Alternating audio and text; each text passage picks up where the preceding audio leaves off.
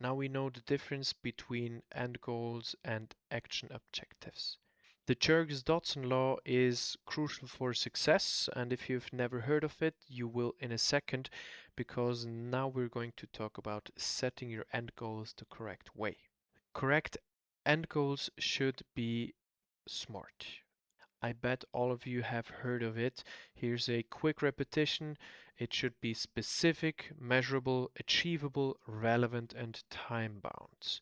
For example, if we want to have a sub 151 10-yard split until the 1st of July 26, it's specific, we can measure it easily, it's achievable, we will come to that point in a second, it's very relevant for our goal of max performance on game day, and it's time bound. We don't just want to achieve it maybe in 2 years, 4 years, I don't know.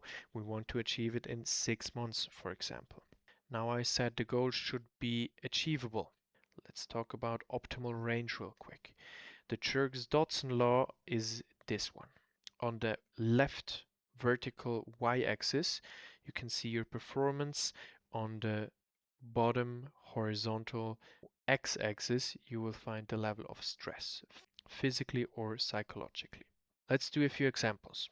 If you choose an end goal to have, for example, a 5-second 10-yard split, you will not get put into any kind of stress because you probably will already achieve it without even training at all. And also your performance to achieve it doesn't really have to be too high. So you're going to be bored and most likely also not really motivated to work on that goal. Now, on the other hand, if you want to have a 0.25 second 10-yard split, you would have to perform very high, maybe have 3 training sessions a day, so a high load of physical and also psychological mental stress, which then in the end will probably turn into a burnout and you will not achieve your goal at all. So we want to have end goals that are somewhere in the middle, in the optimal zone. So something that kind of challenges us, stresses us a little bit, at least physically it has to challenge us, and therefore bring us to a certain amount of performance. Very important, don't under or over challenge yourself. Setting end goals is the easy part. Now it gets a little trickier because 99% of you have never done or even thought about it, the objectification of actions. We have already talked about the definition of action objectives, such as, again, hip extension, ankle stiffness, and or correct stance.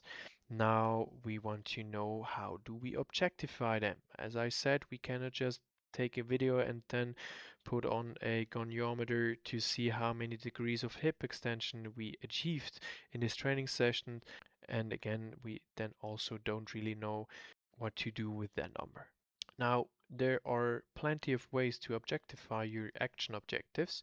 You could, for example, use a 0 to 10 scale, where 0 is basically the worst, which means you did not extend your hip at all in the way that you wanted to, and 10 being you exactly extended your hip to your abilities in a way that you've wanted to. You could also use smileys if you want to, or whatever idea you have on your mind at the moment. Me personally, I usually use the 0 to 10 scale and also bring some examples in this way today.